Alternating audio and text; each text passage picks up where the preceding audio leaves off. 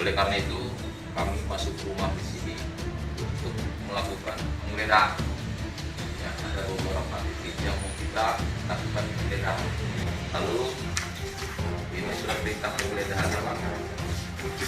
Ini surat perintah penggeledahannya. Nanti barang-barang yang kita geledah kita langsung ambil dan kita lakukan penyitaan Pak. Ini nanti surat perintah penyitaannya. Ya, surat penyitaannya. Dan ini surat penetapan tersangka. Ya, Pak Denny. Geledah kantor Menkominfo. Penyidik Kejagung temukan tempat penyimpanan khusus dan sita barang bukti. Hasil dari pemeriksaan ini tentunya akan kita ikuti lagi pemeriksaan pendalaman lebih lanjut untuk melihat apakah perkara ini masih bisa kita kembangkan atau tidak. Sesuai dengan hasil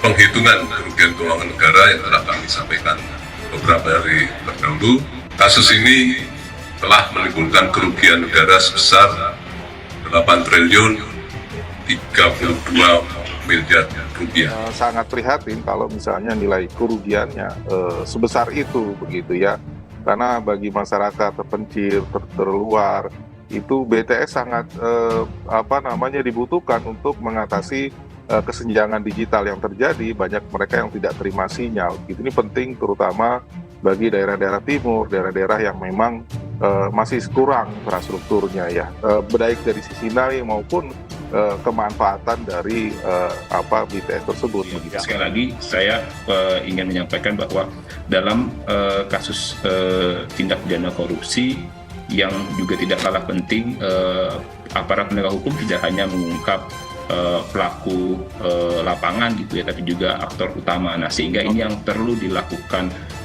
penelusuran lebih lanjut gitu ya. Selain menahan dan menetapkan Menkominfo Johnny G. Plate sebagai tersangka, hari ini penyidik Jampitsus Kejaksaan Agung juga menggeledah kantor Plate gedung Kominfo. Hasil penggeledahan, penyidik Jampitsus menyita sejumlah barang bukti dari kantor Menteri Komunikasi dan Informatika Johnny Plate. Sejumlah barang bukti bahkan disimpan di dalam sebuah tempat penyimpanan khusus dalam kantor Menteri. Sebelumnya Kejagung menetapkan Plate sebagai tersangka setelah menemukan cukup bukti keterlibatannya selaku Menteri dan penggunaan anggaran dalam dugaan korupsi proyek pembangunan infrastruktur BTS 4G paket 1 hingga 5. Anggaran yang alokasikan dalam proyek ini fantastis dengan total 10 triliun lebih. Namun Kejagung menyebut potensi kerugian negara juga tak main-main, mencapai 8 triliun rupiah. Kejagung telusuri aliran dana korupsi bakti Kominfo ke partai politik.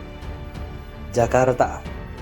Penyidik Jampitsus Kejagung mendalami kemungkinan adanya aliran dana dugaan korupsi pembangunan dan penyediaan infrastruktur BTS 4G di bakti Kominfo ke partai politik. Ini dilakukan penyidik setelah menetapkan Menteri Komunikasi dan Informatika atau Menkominfo Johnny G. Plate sebagai tersangka terkait aliran dana ke parpol. Masih kami dalami, makanya setelah menetapkan Johnny sebagai tersangka, kegiatan kami tidak berhenti begitu saja. Data dari Dik Jampitsus Kuntadi di Kejagung pada Rabu 17 Mei 2023. Kejagung juga masih mengumpulkan jumlah alat bukti lain terkait keterlibatan dan keuntungan yang didapatkan Johnny Plate di kasus ini. Timnya saat ini melakukan penggeledahan terhadap rumah dinas dan kantor Kominfo setelah menetapkan Johnny Plate sebagai tersangka. Penyidik sampai sempat menggeledah mobil bermerek Fortuner yang digunakan Sekretaris Jenderal Partai Nasdem itu ke Kejaksaan Agung. Hasilnya, penyidik menyita jumlah alat bukti termasuk dokumen.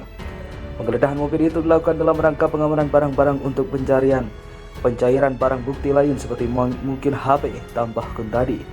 Berdasarkan penyidikan, Johnny Plate selaku penggunaan anggaran diduga menyalahgunakan kewenangannya. Dia menggunakan jabatannya untuk mendapatkan keuntungan pribadi dari proyek pembangunan BTS 4G. Kaitannya dengan jabatan yang bersangkutan sebagai Menteri Kominfo, tambah Kuntadi. Menteri Kominfo Johnny G. Plate ditetapkan sebagai tersangka dalam kasus dugaan tindak pidana korupsi. Johnny sebagai pengguna anggaran diduga menyalahgunakan untuk kepentingan pribadi. Diduga keterlibatannya terkait dengan jabatan yang bersangkutan selaku Menteri dan selaku pengguna anggaran, kata Kuntadi. Diketahui bahwa Menteri Johnny G. Plate sebagai penggunaan anggaran Kementerian Komunikasi dan Informatika, kemudian sebagai pengguna anggaran Johnny memiliki kewenangan yaitu berwenang mengeluarkan anggaran dan mengawasi pelaksanaan anggaran. Sebelumnya, penyidik telah menetapkan 5 tersangka dalam kasus tersebut. 5 orang tersangka yang dilakukan perpanjangan masa penahanan yaitu tersangka Anang Ahmad Latif, selaku Direktur Utama Bakti Kominfo, Yohan Suryanto selaku Tenaga Ahli Human Development Universitas Indonesia tahun 2020, Gelubang Menak selaku Direktur Utama PT Mora Telematika Indonesia, tersangka Mukti Ali, Akun Director of Interactive Akun Departemen PT Huawei Tax Enforcement, tersangka Irwan Harwai yang ditetapkan tersangka selaku Komisaris PT Solitex Media Sinergi.